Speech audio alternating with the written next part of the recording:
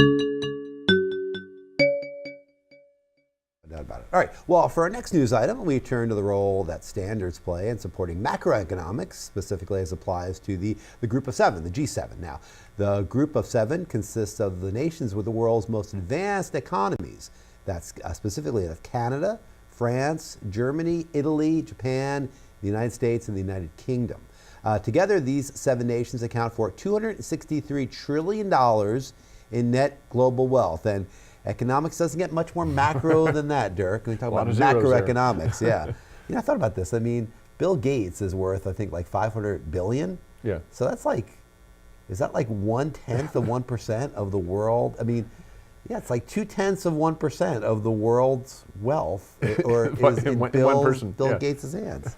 That's pretty impressive. It's pretty impressive, yeah. It's like a nation unto himself. Well, anyway, at their meeting in Torino, and Bill Gates wasn't there, I don't think, in September, the G7 drafted a declaration intended to promote international cooperation through the use of standards. Specifically, this declaration seeks to support economic growth, innovation, productivity, competitiveness, interoperability, that's a big one, trust and security in the use of information and communications technology. So specifically to that sector of technology.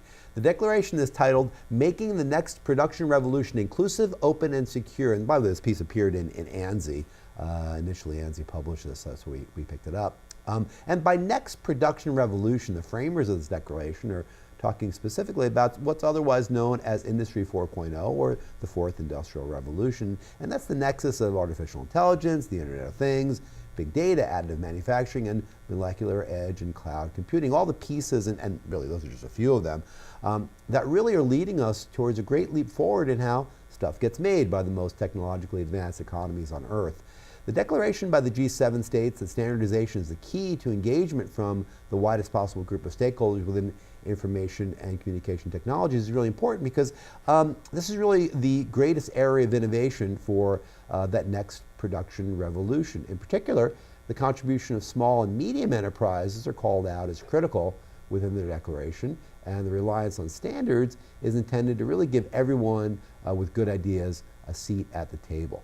And at a basic level, technological standardization also helps ensure the kind of interoperability, that's why I called that out earlier, that allows information and communications technologies to actually function and engage with one another. So taken together, there's a lot of good reasons for the G7 to call out the role of standards in helping foster the kind of environment of innovation that's going to be so critical to this next production revolution, as they call it. Really good stuff there. I mean, that's the G7 is of course, again, I made a little joke there, but you know, that represents really the major part of the world economy, these advanced technologies, these advanced economies, and really they're keeping their eye on this within that communications and information technology. Yeah, area. they have to. I mean, without standards, as the world becomes more and more globalized, which it has already, I mean, if without standards, you're kind of well, again, especially stuck. within communications and IT, really, really important stuff. Yep.